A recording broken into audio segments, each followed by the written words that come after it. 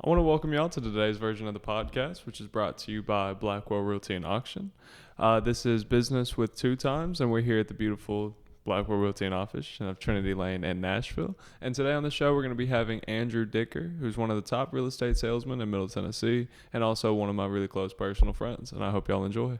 Thank you.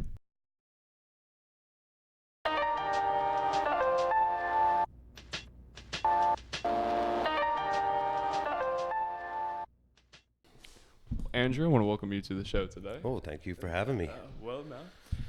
So basically, we're sitting here talking about what I did yesterday, and Yep.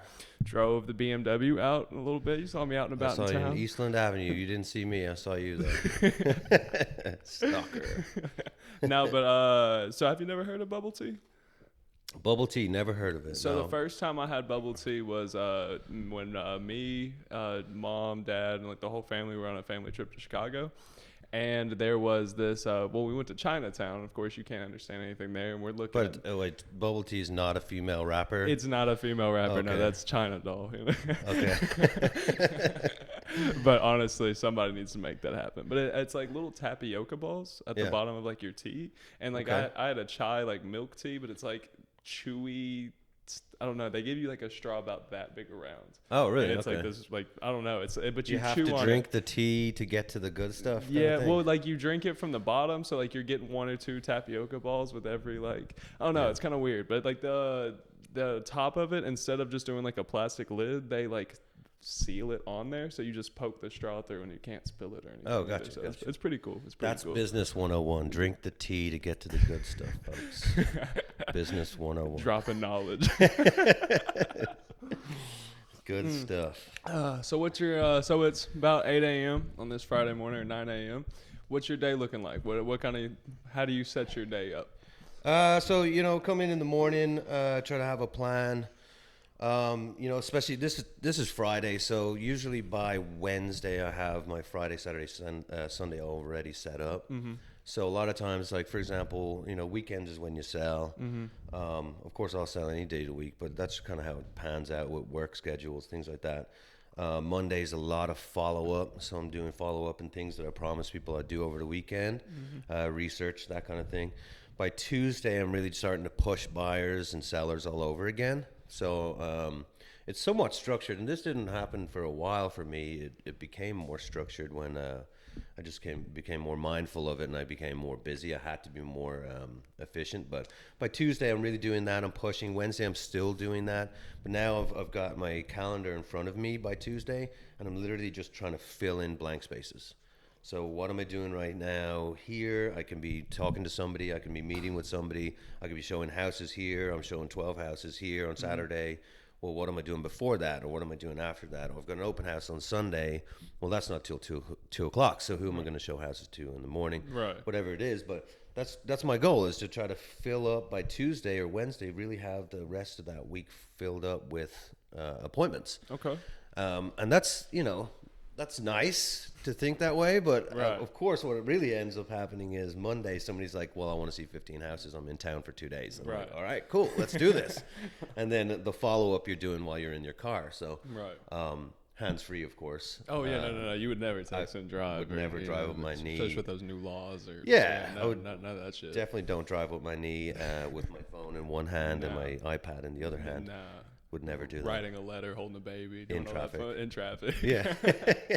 Holding a baby.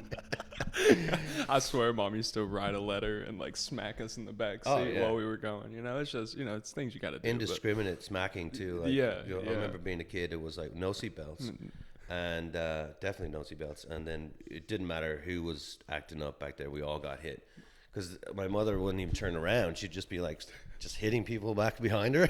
So, the 80s, Oh, good man. old days, man. I wish I was there for that time. That's one thing I can say that I'll never be able to do. It's the 80s. Yeah, Especially in Dublin, right? Yeah, just south of Dublin, County Wicklow. Our thing was basically just, and I'd say everybody from the 80s is the same. It was just get outside, get out of my face Right. until the street lamps come on. So we were like free kids, Right. just roaming the street, digging holes. We tried to dig a hole to China at one point. That took about a week until we gave it up. How deep did y'all get? It's just to about head and shoulders. Really? Kid head and shoulders. Yeah. But that was group effort for sure. Well, how old so were we'd just y'all? come in every day, like just covered in muck. Like, and that would be normal. And did y'all just like have a specific spot that you were like, this is Yeah, gonna there's a end up? lower green really close to my house in Burnaby Heights. Really? Yep. And Look it up. Google that. Burnaby Heights, Greystones, County Wicklow. It's there. Do you think that if you went back there today, you could actually, like, you know, with the tools and knowledge and the skills that you have now, could you build that whole to China? I could probably do a little bit better of a job. Here's what I would do. I would quit a lot earlier. I'd be like, no, I can't. Be realistic. You know, yeah. Business 101, part 2. Be Part two, realistic. be realistic. Set realistic goals. Know when to quit. Know when to quit. So when it comes to, like, do you usually at the beginning of the week, is that when you kind of plan out your appointments, or is it more of like when you come in the morning? Is that like the first thing? Yeah, I mean, it's definitely it can be organic. You know, I'll be setting up appointments any day of the week, but that's what I try to push for is a little bit of structure. It makes more sense. Whereas on Monday, I'm getting back with people. I'm doing that research or that homework that people needed me to do, or that I told them I'm going to do. And that's another thing too, is I kind of take the reins on that. You know, if we look at a house and I know that you're not super interested or you need a little bit of time to think about it, I'm like, here's what we're going to do as next steps. We're going to, I'm going to bring you this information. I'm going to tell you what's going on here. You're going to find out about this. So you have any other questions, let me know. And then once we review that, we're going to go look at the house again. Right. Now that we know everything. So it's kind of what Luke was talking about in the last episode, where he is just kind of like, you know, you are in sales, but it's also like managing people. So like managing expectations, you know, he kind of telling them, hey, you know, when the inspection comes back, this could happen, or this deal, you know, this could happen, and just like managing their expectations and having them prepared for it. Absolutely. I mean, the only thing in this business that really keeps you sane is managing other people's expectations. So it's not just about taking charge of what, and they want that. I mean, people want you to show them the process and control the process. But not only that, like, it makes your life a whole lot easier. Right. If you're like, okay, here's what we're going to do. For the appraisal, for example, we've ordered the appraisal. That's the one thing in this we can't control. We can't control appraisers. Sometimes they take 10 days. Sometimes they take 2 weeks. Yeah. But if I said that from the beginning, then nobody's freaking out after 9 days. Right. And I say, well, they actually have a due date back from the lender. Say it's, you know, July 31st. Make sure you think in your mind that that's probably August 2nd. Yeah. Because it's not going to come in on time. Because I don't want that phone call. Right. Well, what's happening? What's happening? It's like, you need to calm down. Just wait till it's reviewed by the lender, whatever it is. But that's just setting expectations. Right. It's the same as when I go into a listing. I'm like, well, you know, I know you want to try to start on the high end, but this is what it's really worth. Let's give it a week at your price, and then let's start getting real about it. And that way, when you say, you know, let's drop it 10 grand, you've had that conversation from the very beginning, and they're not like, what the hell? That's 10 grand out of my pocket. It's like, no, that 10 grand didn't exist. Right. So then, you know, just setting expectations, it really just helps you a lot, but then helps them too, because these are people making hard decisions, and they need to be able to make them in steps that make sense for them. Right. And you kind of arrange those steps from the beginning. Now, how did you learn how to do that? Like, because, you know, you came from, you know, weren't you a bartender at Mafiosa's? I bartended here and there, not really at Mafiosa's. I was more of a waiter. Okay. I was there for 7.5 years. And that was actually, waiting tables had a lot to do with setting expectations as well. Really? And how did that kind of... Well, you go to, you know, if it's a busy night and things are taking a little bit longer, don't be scared of your tables. Go to your table and tell them, hey, kitchen's running a little bit slower right now, but we're still 2 for 1 beers. You want to get another round in? Like, you know, just make light of it, or just... People just need to know. Yeah. I think a lot of people would cower from that, and they would just, you know, be hiding in the corner, you know, running food or something, and be like, oh, I don't want to talk to my tables. They're going to be mad at me. Like, they're not going to be mad at you if you just tell them. Yeah. Like, guys, we're running like 45 minutes in the kitchen. Yeah. It is what it is. It's not. They know it's not your fault, but at least you let them know. Right. And that's really what your job is as a waiter. Also, in a service industry, and that's what, you know, being a realtor is. It's service. Yeah. And letting people know things up front, the good news and the bad news. Right. You know, I want to let people know, and I want to know myself about bad news at 8 a.m. Right. So I have all day to fix it. Yeah.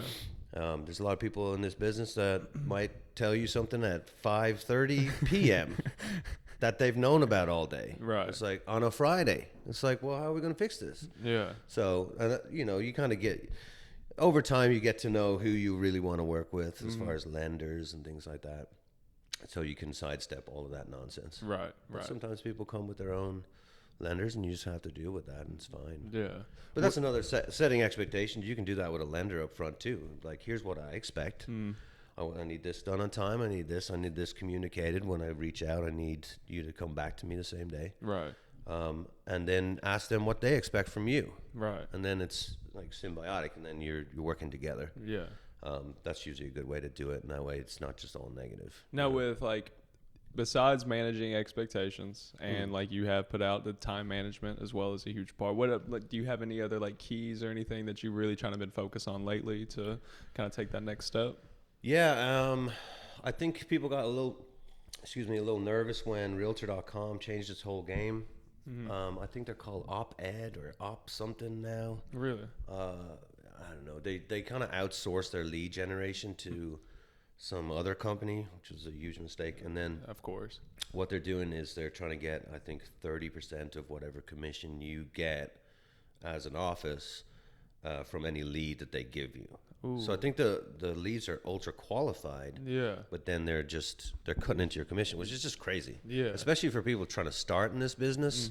And you're just giving your capital away. It's crazy. Yeah, that's a huge percent of the profits right there, because you're still, we're independent contractors, so you still get taxed in the year like a 50%. Yeah, I mean, what if you're giving your office 50%? Yeah. You know, some offices are structured that way, and then you're giving Realtor.com another 30. And just for using their leads, not setting up the deals, not showing all the houses, just Exactly. using the leads, Exactly. So it was a bad idea, and Realtor.com is owned by the Association of Realtors, so it was kind of a strange thing for them to do. But I don't know how long it'll last. We'll see. But I think a few people were very nervous. I think some people expected me to be nervous. I was spending about $50,000 a year on Realtor.com leads, so that was definitely a wing of my business. But focusing now more on my circle of influence, people that already know me, people I've already done business with, that's been a huge jump for me. So that's actually takes the stress off a little bit. I'm not just working leads all day long. I do actually generate leads and pay for some lead generation websites and things like that. And what I've been doing is try to give them off to newer agents and let them work that, because I did it for years. I mean, just all day for years. So I'm focusing more on the people who already know me and love me, and they're going to send me business. Right. So it's more referral based now. So now that they've outsourced it, what do you think that changes for the average realtor? Do you think that's going to continue, or do you think it's going to be something that has to change because like nobody's going to be making money? I think it's going to be hard. I mean, obviously I'm used to Realtor.com, but there's Zillow, there's Trulia, there's Redfin, there's all these different lead generation sources, and I tell people that are new and they're nervous to do this is to spend some money. Yeah. Like, the whole purpose of, especially when you're starting out, of paying for leads is getting people in front of you and at least getting some practice. Open houses as well. That's the thing. Like, people are like, I don't know, either afraid to do open houses or just don't want to work on a Sunday, but get out and do. That's like, if you need a weekend, make Tuesday, Wednesday your weekend. Yeah. Because, that's the day that if you're just starting out, and I was in real estate for about 2 seconds, Yeah. But, just like on those Mondays, Tuesdays, that's you're laying in the groundwork, the stuff that may not be worth $10 an hour at the moment, but could end up being $100 an hour once it comes down to it. The value of an open house is just huge. I mean, there's so many things you can do surrounding the open house that's good for your business. You can arrive 2 hours or an hour early for your open house that you're doing. Let me silence my phone. Oh, go ahead. That's going to be going off every 5 seconds. Are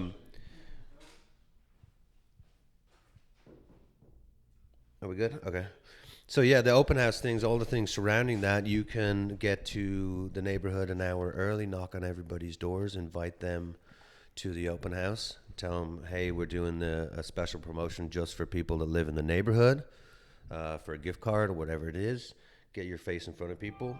Let's say you do this open house 3 weeks in a row, and you do that 3 weeks. Now the whole neighborhood knows you, and they think you're a local expert. Right. They're like, oh, who's this guy again? Oh, Yeah. here's Andrew again. And he's he's in the same house showing it this week too. Absolutely. Yeah. And then you're sending postcards out to all these people when it goes under contract. Hey, Right. we got that one moved. It was great to meet you guys. So whatever. Like, you can just farm one specific area Right. and become that agent for that neighborhood. Yeah. I mean, if you look at, I've got one in Sugar Valley right now, and there's, I think, 8 homes listed in there right now. What if you had all 8 of those, and you're bouncing them all off each other? Yeah. It's just crazy. So then open house day comes around. You're at the open house. There's literally no better way to get your face in front of people. Right. Get to know them, get to like them. And here's what is their price point because they're at your listing. Right. You know what they're looking for. If they have kids, they're probably looking for that school zone. Yep. You know every other house in the area because you've looked them up because you're doing your job properly. Yep. And a lot with like just having these people come in and just you're getting FaceTime with them. You get to sell yourself a little bit, and along with hey, there's a house about 5 doors down. I don't even have it listed, but you want to go check it out real quick? Just so simple Absolutely. things like that. Just They're already in shopping mode. Yep. Some people are going to come for the cookies and the mimosas, whatever. Of course. And you can tell. You can tell because usually they'll just tell you. Right. But where these guys, their time scale looks like. They're looking at houses now. Yep. And they, you kind of know what their style is because they're looking at what you have, a 3-bedroom, 2-bath with a bonus room or whatever it is. Mm-hmm. You just know all this stuff about people before they even walk in the door. Right. That's like ideal. And you can capture them. You know that they're free on Sundays because they're out. All of this stuff, and you can capture them just by showing them that you're willing to do the work. So you're like, oh, well, I'm actually here till 4 o'clock. Right. But at 4:30, if you're still free, let's go see this one. Right. And I don't ask people, do you want to do this? Do you want to do that? I say, let's do this. Let's do that. Right. We can do this. We can do that. And people respond to that. Yeah. I mean, they like it. When you're going out with your wife or your girlfriend and you're trying to figure out where to eat. Yeah. Both of you don't want to make a decision. And if you say, do you want to go to Chili's or do you want to go to? I definitely know what I don't want to eat. Yeah, no. You know what I mean? For sure. So when you suggest something, I'm like, no, I'm good. But I don't want to make the decision. And people, that's actually just how people are. It's human nature. Yep. Especially when they're feeling like they're trying to relax. And if you can put somebody in a relaxed state and show them houses and just provide a service to them and help them make decisions, people love that. Yeah. It's the same thing. They know what they don't want to live in. Right. But they do want to see what there is out there. Yeah. And I think just saying it in a way that's not like, oh, do you want to do this, and leaving the kind of the power up to the person. It's more like it shows me your experience. It's like, hey, let me go show you what this is. It's the real deal. I know what you want. I know kind of, I kind of have an idea of what you're trying to do here. So let's go see this. Let's go see this. Put a plan together and let's make this work. It's got a somewhat aggressiveness to it, but it's not aggressive in the usual sense. It's it's assertive. So it's like I had an agent talking to me about what to say, and I had somebody that's talking about maybe buying real estate, blah, blah, blah. It's like, here's what you do. You just go, you have that conversation with them and you go, all right, here's what we're going to do. Mm-hmm. Tuesday or Wednesday, are you free? We're going to go have a coffee, or do you want to do a beer? Okay, whatever. Right. Whatever it is. Right. Let's go to your favorite place. I'm bringing my laptop. We're going to look at the market together. Right. So what happened then is here's what we're doing. Yeah, you don't have any choice. You get to choose Tuesday or Wednesday. Yeah, you're going to be free one coffee. of those days.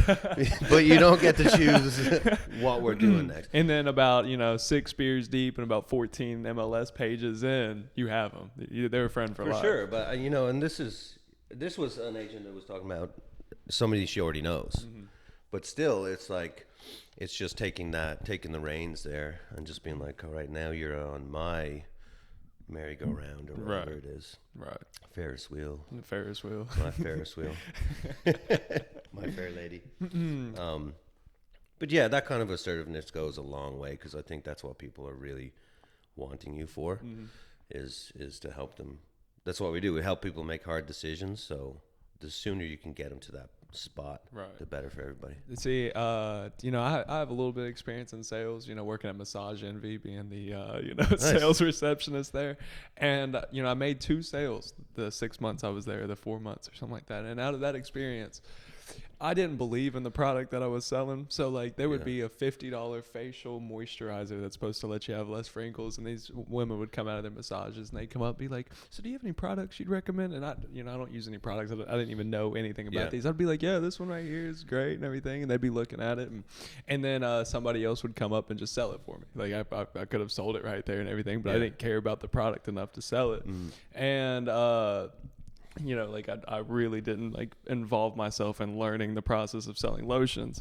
Yeah. But but you can really see that in realtors too. Like when you can tell real estate is just something they're getting into. And I see new agents start all the time that are here, but they're not trying to go out and get leads, and they're not using their database and stuff. And then you see realtors like you, Luke, John, y'all all just, you have that aggressive, that experience, but you know what you're talking about and everything. And it's very interesting to watch. But when it comes to you went from serving, bartending, all that stuff, straight into real estate, joined my dad's team along with Luke, Kimball, and everybody. What was the biggest change that you saw? Well, I kind of remember some of the milestones. It's interesting though, before I talk about that, it's interesting you talk about being passionate about the product you're selling. Definitely passionate about the product I'm selling, because I'm selling me. Right. I don't even when we look at houses, I'm not even talking about houses. Right. Granite countertops. Yeah, you can see that. Yeah. Well, look at this, beautiful open. No. Yeah. Nobody wants that anyway. I'm actually getting to know you while we walk around a house. Right. And you're getting to know me, and I talk about myself and my kids, and I ask them questions about their family and whatever. Right. I'm getting to know somebody. So that's, selling houses is part of what I do, but really just kind of solve problems for people. Right. And get to know them, what motivates them. I'm going to help them get motivated. So does it drive you as crazy as much as it does me watching HGTV and those realtors on TV? They're like, oh, look at this beautiful open space living room. Some of them just take it really tongue in cheek, and I love that. They're it's fine. You can put your kids in this sink, whatever.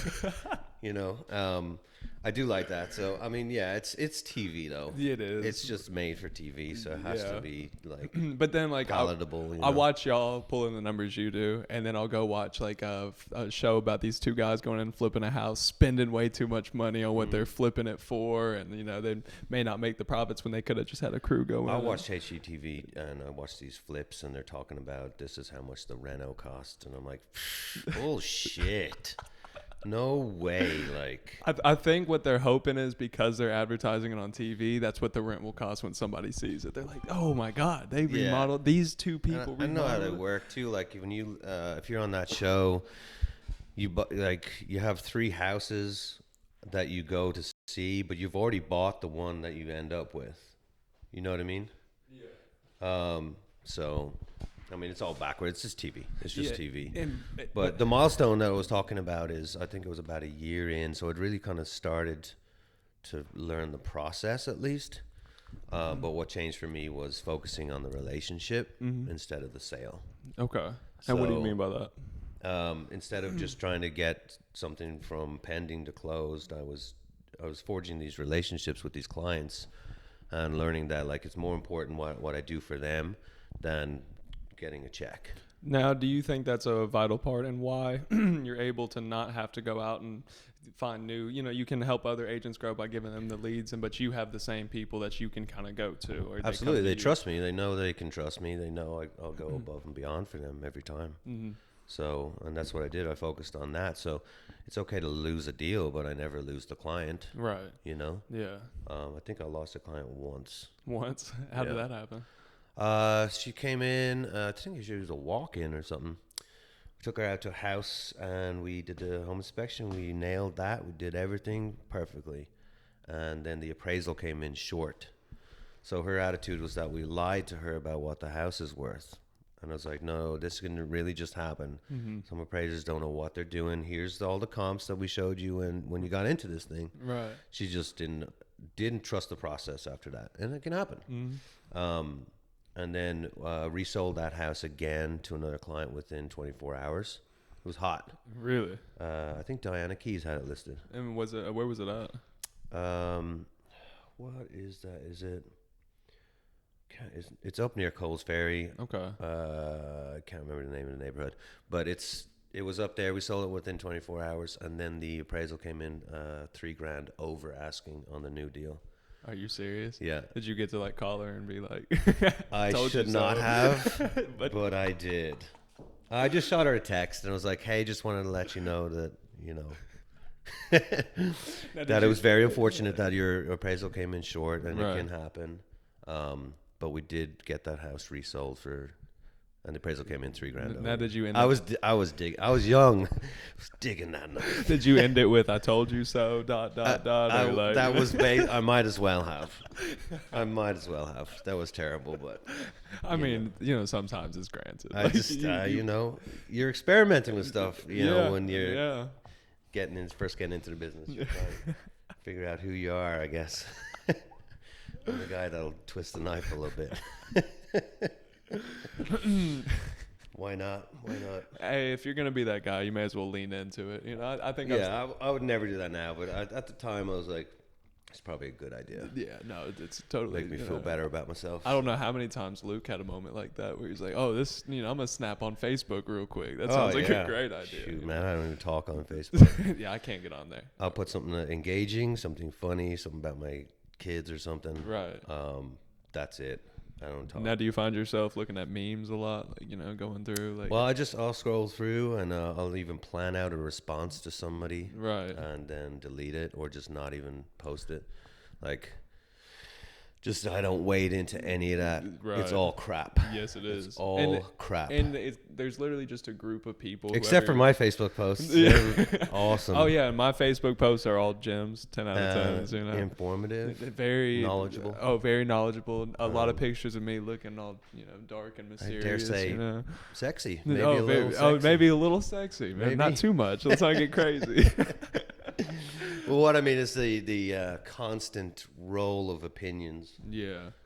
Nobody's meant to have their opinions voiced ever. I don't need to know. I don't need to know Stalin over here. I don't need to know everybody's what they're thinking all the time. Or what are you eating today? Post. Your phone eats first. If he dies, he dies. If somebody were to pass away, I'm not gonna go to their Facebook to see what their political opinion was for that day. This is the thing. I think people will see something that will evoke an opinion, and it's just human nature to have an opinion on Facebook, and then people will scroll through the comments to figure out how they feel about it. Yep. It's like, how about you just don't read the comments and figure out what you feel about it? And if you don't feel anything about it, that's fine too. Right. Because that's where I'm at. Well, that's how journalism is changing too, because you don't even have to be credible to post your opinion or something that. Oh, not at all. Not even a little bit. There's been multiple articles that the New York Times have been busted with having no factual research behind theirs, and it's just now because you have to push out information so fast that it's there was a news story going around from I think Channel 2 or something. There was fentanyl laced marijuana found in Middle Tennessee. And then 2 days later, they retracted the story. The retraction of a story doesn't get a whole lot of traction on Facebook. No. So that story, they'd already retracted it. The story was still going around for another week after that. And they were like, oh, sorry about that. That's not real. Right. Well, the actual post will be 30 times bigger. And then a week later, the retraction's on the bottom right corner. Oh, by the way, this... It's the Ministry of Truth, man. Yeah. 1984. George Orwellian. Now, have you seen all this stuff about the rating of Area 51? Amazing idea. Are you going to get your own personal alien to take home with I you? will watch. You'll watch. From the comfort of my phone, basically. My thing is, I don't think they even have to gun all those people down, You just have to close the doors. What are they going to do? Well, nobody's ever been... Well, I think Rachel, Arizona, population 18 people or something? Yeah. There's no facilities there. Mm-mm. There's nowhere to stay. If Nope. 1 million people showed up, they would literally have to camp out. They apparently Like- they had a traffic jam back in like the 90s or something that was like historic for them, and it was like 500 cars, like Yeah. 400 cars or something. Yeah, it's logistically just doesn't work. That's No. why it is where it is. Yeah. But even if they did, I mean, I think they're private contractors. What are they called? Camo dudes. Camo dudes are private contractors, and they don't work for the military. Really? Yeah, they're just. Well, there's a kind of a thing like you know, have you seen the Bob Lazar? Like, Oh, yeah. Yeah. Yeah, Well, you know, it's kind of rumored that it's owned by private industry, and that even like our top like government agents don't even have access to it. So it could just be a total private industry owned, you know, with the government help. But yeah, you know, but it's secret for a reason. But I do. you know, if aliens did appear, they'd probably need somewhere to live. So Yeah. I'm ready for you. I'm coming home with my own personal Let's one. go. Now, do you think it's just, you know, the whole idea that they can't stop all of us, you know, like the whole raid of Area 51 Yeah, they is can. like, I want to see how fast they could mow down that many I mean, people, are they you know? showing up armed? Is that part of the plan? I don't think they're showing up armed. I think they're just rushing the facility. That's like really stupid. Yes, it It's is. like D-Day. Like, like running into your own death. have you seen either you've seen Saving Private Ryan or played Medal of Honor? Medal of Honor. Yep.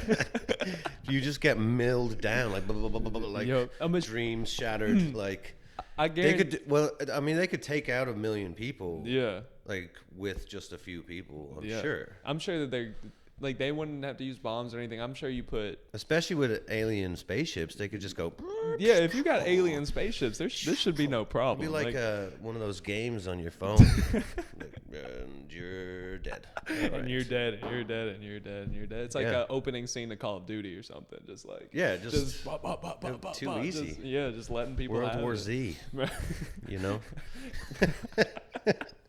I can see it happen. I hope it does happen. I think it would be an amazing thing to watch, and I don't think they would kill a bunch of people. I don't think they would either, but They're just- I honestly don't think that we have the equipment to like break into their facilities. Like it's 5 feet, you know, titanium walls, and then a lot of their facilities are hidden in mountains and like Yeah, that's the thing. yeah, Area 51 is probably just a decoy anyway. yeah. Like they're the real The facilities real aliens are in Washington.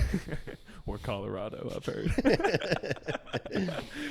Oh yeah, Well, Andrew, I want to thank you for coming on today's show, man. Yeah. This has been absolutely wonderful. yeah. I hope you got some sort of value out of it. I know I usually do talk on a tangent, so get me to focus on business is And hard. I'm but the exact same way. I hop around from subject to subject. But Yeah. this has been another episode of Business with Two Times. You can actually follow us on Spotify, YouTube, and Anchor. And if you have any inquiries, just hit me on my website, and y'all have a wonderful day. yeah, well, as they say, like that smash button and subscribe to that notification bell or something. Yeah, like that smash button, and then go ahead and get on Andrew's and Facebook. MySpace. Be his top 5. Musicv2.com. Look that up. Go ahead and find me on Tinder.